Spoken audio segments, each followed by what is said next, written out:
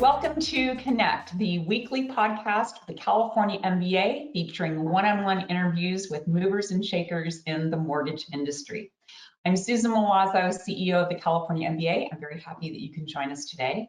Before we get to today's guests, I would like to thank our Connect podcast sponsor, Incelerate. Thanks, Susan, and thanks for listening. This is Josh Wren, CEO and founder of Incelerate. We're grateful for our partnership with the CMBA and are committed as a company to help lenders close more loans. We do this with our customer experience platform that has a CRM, lead management, marketing, automation, robust content library, desktop and mobile applications. We do this to help you engage and stay connected to your current borrowers, referral partners, past borrowers, and potential new ones. If you want to find out why we're the fastest growing CRM provider in the mortgage industry, please reach out to us and ask for a demo. All right, thank you, Josh. And so let's turn to today's guests. I am very happy to welcome two of my friends from Stavvy who will be joining us for today's Connect podcast. We have Angel Hernandez and Jeremy Potter. Welcome, gentlemen. Hello, Susan. Thank you. I echo that, Susan. It is both a pleasure and an honor to be here joining you for today's podcast. That's awesome. So kind of want to start out with a little bit of background on everyone. Angel, I'll start with you. You and I really just kind of connected a couple of months ago at our Mortgage Innovators Conference.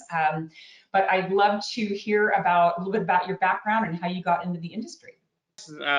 First of all, thank you for having us again. And look, congratulations on the phenomenal event for Innovators Conference. We're looking forward to seeing you again here in July. You know, I came to the mortgage industry almost by accident. I can't say that I intended to be in mortgage all my life. After law school, I came to it via civil service. I joined HUD as a presidential management fellow. From there, I moved into Ginnie Mae, which was initially my intent all along to go work with the folks at Ginnie. I served there for close to a decade, ultimately as the director of MBS policy and program development.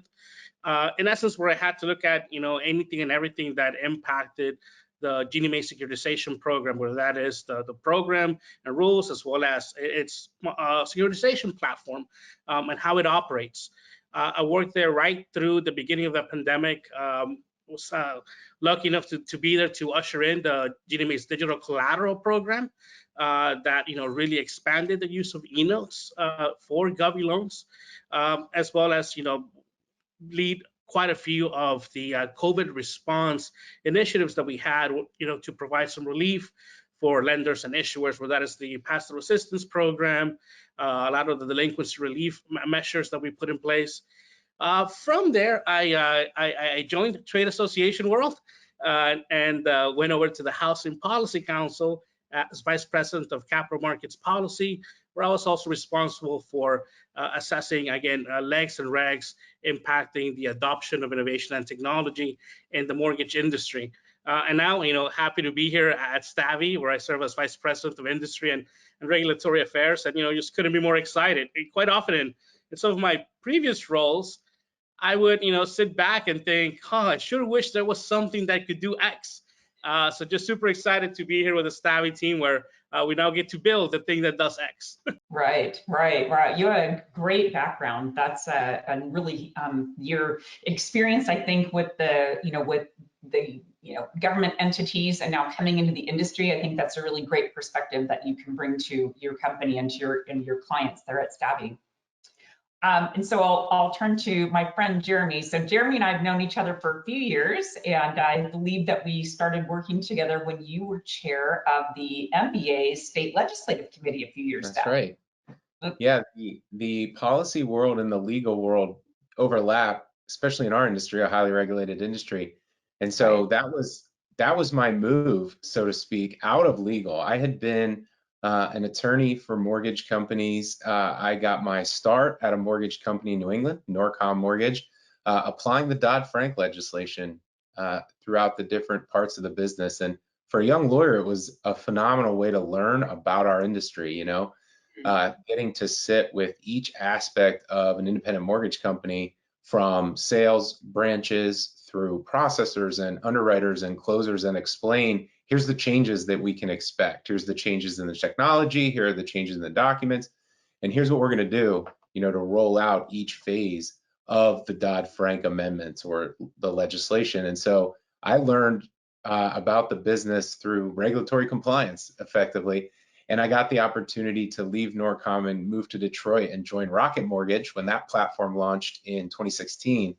And so that was an opportunity to be on the cutting edge of a lot of the digital transformation happening, especially around point of sale, obviously with the application process, and then get to think about what technology means in the mortgage space, both from a legal perspective and then also just from an innovation perspective. So when we met, I had just moved into the capital markets group, and I spent 3 years thinking about product development, affordable housing, how strategic relationships from startups and fintechs, also all the way through established relationships with the GSEs and the MI companies affect sort of end-to-end mortgage lifecycle.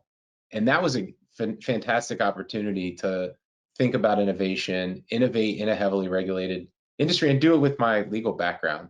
And so when I joined Stavvy, the idea was to get some experience in the startup space, building and growing a business firsthand, but then also to stand up a legal compliance function. And now I've moved more into what we're calling evangelism, the chief evangelist.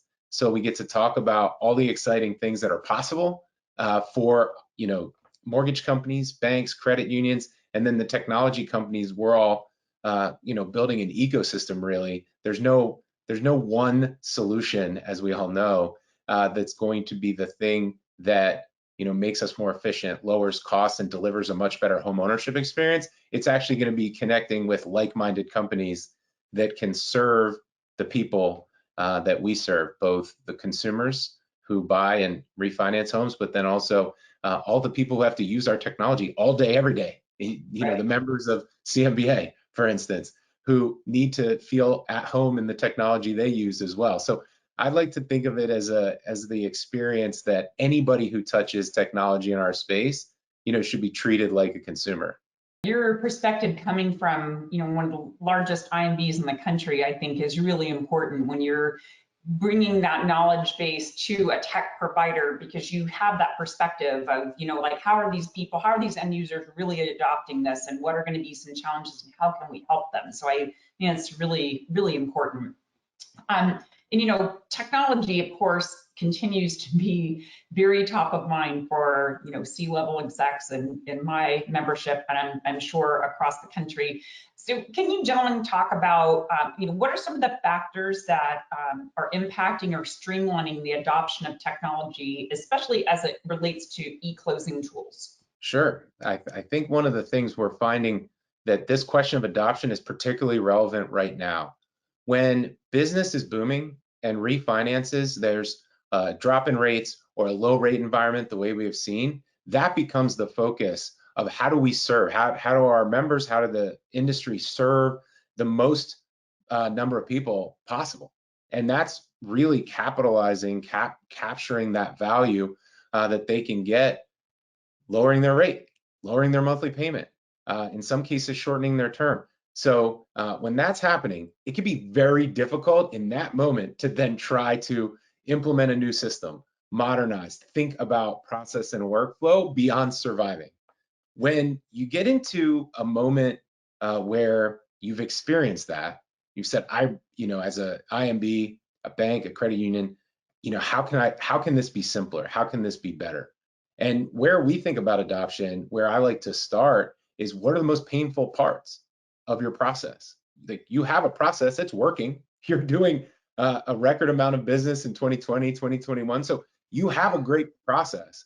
You also know, as an owner, as an operational leader, that you've got these points where it's still manual, or there's a gap. I have no visibility and I just have to wait and see what comes back, whether that's a document or feedback or data from another party. And so I always think about adoption as starting with where are you finding it's most costly, where's it most painful, or where do you have the least visibility into some aspect that you really want to control or that you should control. So for eClosing, we're talking about orchestrating a lot of different moving parts with the urgency of a closing, particularly in the purchase space, which a lot of mortgage companies are thinking about right now.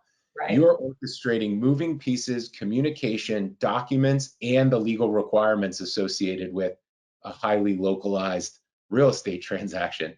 And so for Stavvy, eClosing really means understanding the eligibility of what type of transactions are possible in your jurisdiction for that address, get comfortable with how you manage and control all the moving pieces of the closing transaction, because the one of the biggest areas that we see is who selects the title company from what list, or the closing agent.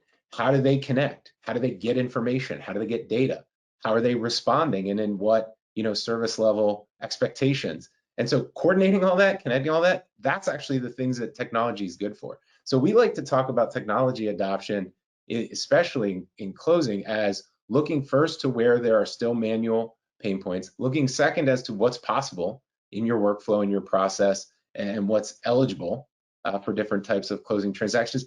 And then third, and I think the biggest thing is how do you work with the people that you already work with today, who serve your clients, who are taking care of your data and your loan collateral as it comes back from the closing table as an asset.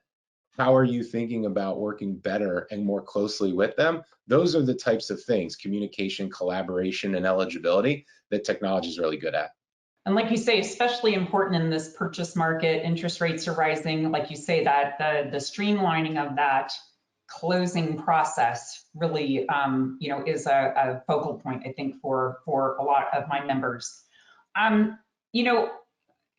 When you talk about modernization, I feel like we've done nothing but talk about technology for the last decade, yet we're still kind of, embracing it and adopting it into the process. So what role do you think fintech should play in assisting with the modernization of this industry? Yeah, I think one thing that technology companies and fintechs in particular do well is bringing a fresh perspective to the industry. I think we know, and we've all experienced how complex, how highly regulated mortgage is. If you come in without industry experience or expertise, you're likely to run into a variety of obstacles and challenges that you didn't foresee without that experience. But we also know that if you don't bring in new ideas and fresh perspectives and innovation, your competitors will pass you by because they are thinking that way and they are trying to win the next deal. And so I think fintechs do, serve a really important part of challenging assumptions and offering ways that you, as an independent mortgage company, as a bank, as a credit, you can rethink how you're doing business. And then the other thing I think that technology and particularly fintechs do well is connecting across complex operations or organizations. So, one of the things that Angel and I work closely on are connecting the capital markets through to the primary markets. What types of visibility, what types of tools, what types of solutions do folks in other parts of the organization or other parts of the industry need to see? And so that would be an example where, and this goes back to your first question, Susan, on adoption, that a lot of adoption is often driven by capital markets, by the risk associated with different activities. Well, technology and fintechs in particular can do a really good job connecting and collaborating across different parts of a single organization or across organizations that all have something at stake in the transaction or in the industry. And so I like to think of it as bringing fresh eyes from how you build technology. We were in New York City for MBA's secondary capital markets conference. And one of the things the regulators were saying from the stage was that the highest source of complaints and issues that they see in our industry are from organizations that either have old tech or have not understood their technology properly. And so I think fintechs can also really bring some true partnership that allows a better understanding for how maybe other industries are solving a particular problem, how it could apply in mortgage or real estate. And so we're not a company, and Angel and I never talk about technology or fintech being the end-all be-all solution. It's this marriage of people empowered with technology. The technology should work for you, the people. It should actually work for the capital markets, the risk folks, the settlement title partners that you have, and your closing staff, so that you're feeling empowered by it rather than feeling like you're working for it. And I think that's the thing that good fintech solutions and innovators can do, is bring the proper balance and relationship to the table as well. You know, when you comment that you had heard from the regulators at the MBA secondary about, you know, they're really looking at the adoption of technology for independent mortgage bankers. And we see that in our state, in California as well. Of course, our state regulator changed their name to Department of Financial Protection and Innovation, you know, a couple of years ago. I mean, so they're very vocal on the fact that they are looking for their licensees to be utilizing more technology. So I think that's really a great observation. You know, you both have backgrounds in secondary market, capital markets, in addition to kind of what you're doing on technology at this point. So I'd love to hear your thoughts on, you know, secondary market, you know, complexities or considerations that the industry should be paying attention to in this particular market. Yeah, so I think one of the biggest concerns ought to be, what is the impact, right, on an IMB with all of the volatility that we're seeing, right? So I think that probably has to be, you know, top of the list. Second issue is, you know, what does it mean for our production volumes? What does it mean for, you know, the way we're able to, again, have that cash flow go from the capital markets to consumers in the house, you know, in the face of more expensive housing and potentially more expensive mortgage products.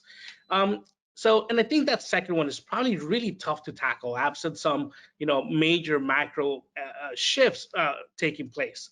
However, for the first, you know, I'll echo what Jeremy said, and that I do think that when it comes to shortening the time frame, right, and from the time a loan closes to the time we're able to negotiate that into the secondary market, that is a solution that technology can really, I mean, that is a problem, I should say, that technology truly can solve, right? It is amazing to me sometimes, just the amount of data that we collect for a given mortgage transaction, for every mortgage transaction, and the difficulty that we still have in transmitting that forward to other counterparties that, you know, enter into you know, into our segment after closing in a way that is trusted, that is secure, that can be relied on, right? So I think when I think about this particular you know, situation today, again, I think if anything, it's going to emphasize the need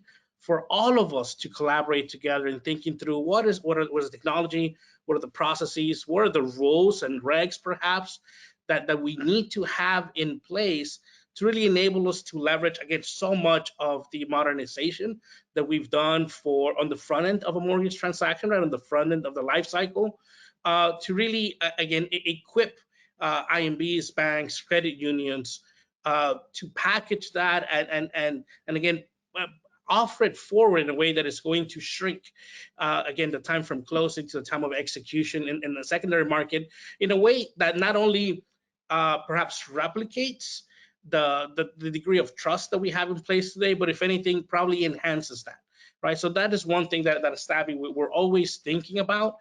In fact, we often say that when we think about the role of technology in the mortgage ecosystem, that the closing is just the beginning, right? We do think there's so much more that we could be doing. Look, again, using some of the same tools that perhaps we've leveraged already, just thinking through what is the right way of organizing those into perhaps smarter workflows, into better collaboration with counterparties to really create additional trust, create more speed, and I think the downstream impact of that, though, right, is that even in scenarios such as what we're facing today, if we're able to do that effectively, we're going to time and time again be able to deliver the best possible product and offering that we can to consumers, which I think would be a real win for all of us. So speaking of that, so what are the, I mean, you might be hearing this from your customers, but what are the needs, appetites for additional efficiencies for secondary market participants right now?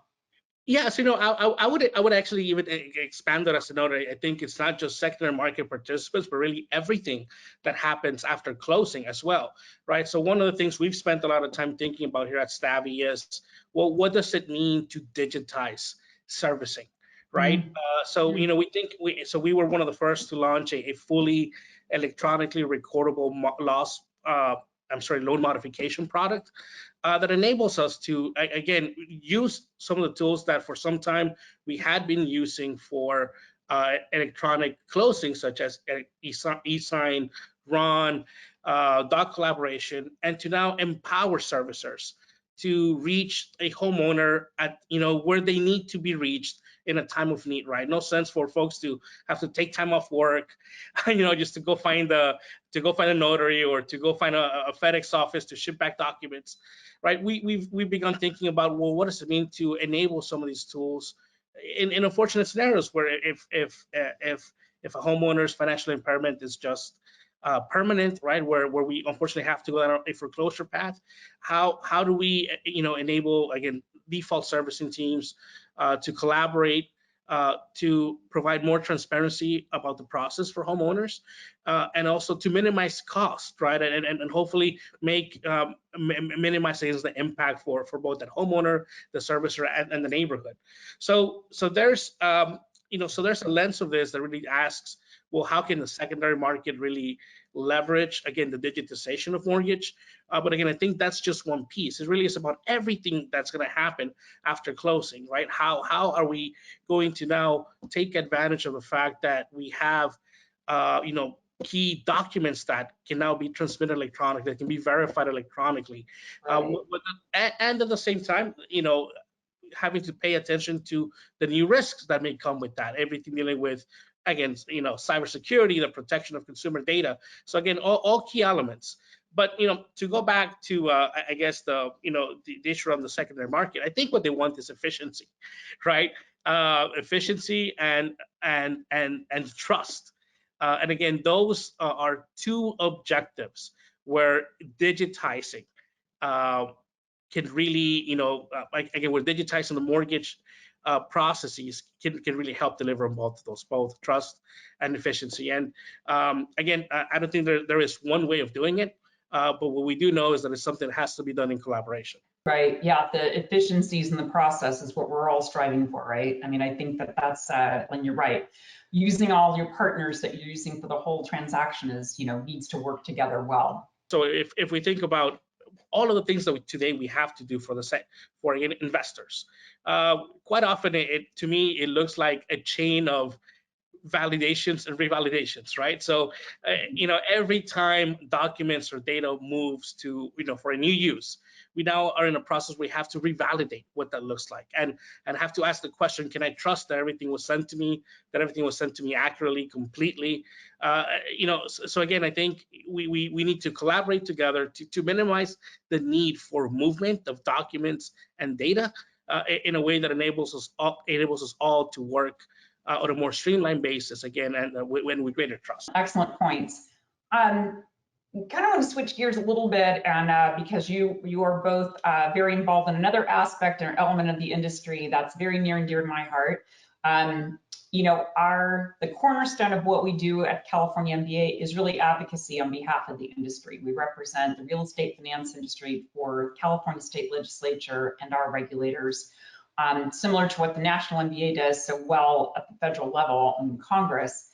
And you two have both had a history of being very active on advocacy efforts. So I'd love to hear your comments on kind of share with our listeners the importance of the California MBA's advocacy efforts on behalf of the industry. Sure, absolutely. From my experience, it's the way that change happens, and it's change that will actually benefit your business rather than threaten your business. And so having that voice at the table is when you see the most movement or the most progress on key issues for our industry. So a great example would be our legislators at the state and federal level have all kinds of different issues coming at them from all kinds of different industries. And so often proposing solutions and proposing even down to the language, down to the words that we need can help them be more efficient and move their decisions and move their legislation farther faster.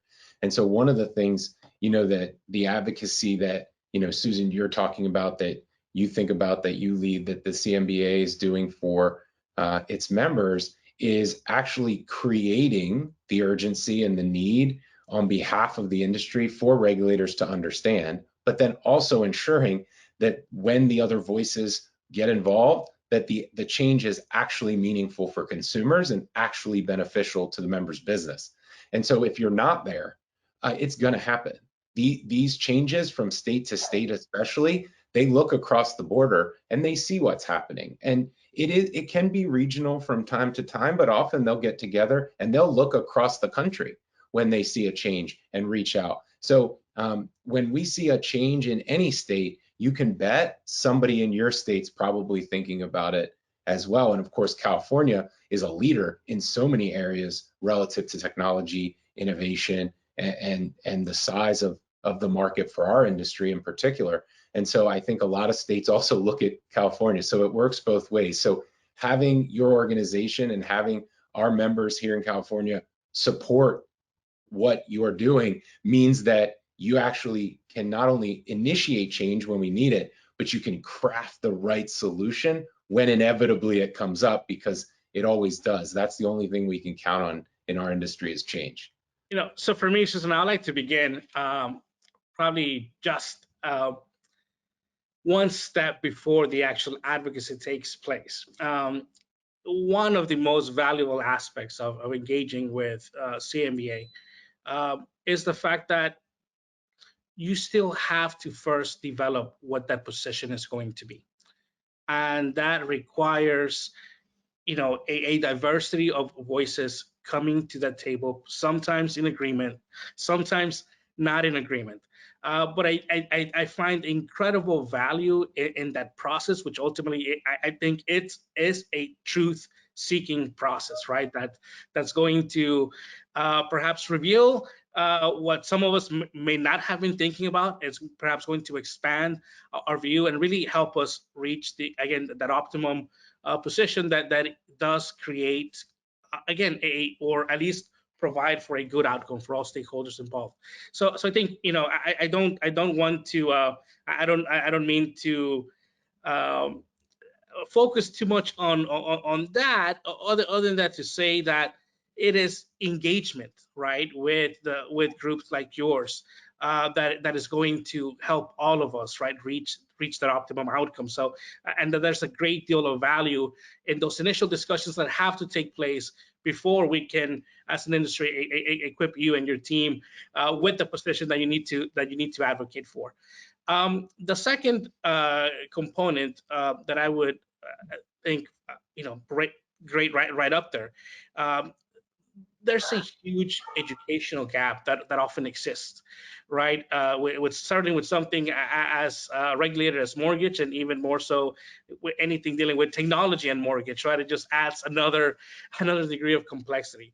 So I think for legislators and for their staff to have a trusted voice at the table that is able to guide them and walk them through those minor nuances that could have a substantial impact on both our industry and consumers is just incredibly important. But it is the educational function that the CMBA provides that I think is of tremendous value. And again, all influenced by that initial meeting of the minds within the context of engagement within the trade association. So great observation. We definitely rely on our members to bring that expertise from the industry and the front line to all of our conversations about policy that's being considered in our state. So Jeremy, what's that saying? If you're not at the table, you're on the menu. You have to be engaged, and you have to be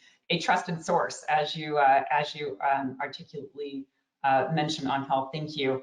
And thank you both for being a part of Connect. It was great to have this conversation, and thank in the industry. And thank all of you for joining us today on Connect. To access any of our Connect podcast episodes, you can follow us on our YouTube channel. We're also available on SoundCloud, Apple Podcast, and Spotify. That's it for this week, and we'll see you on the next episode of Connect. Thank you.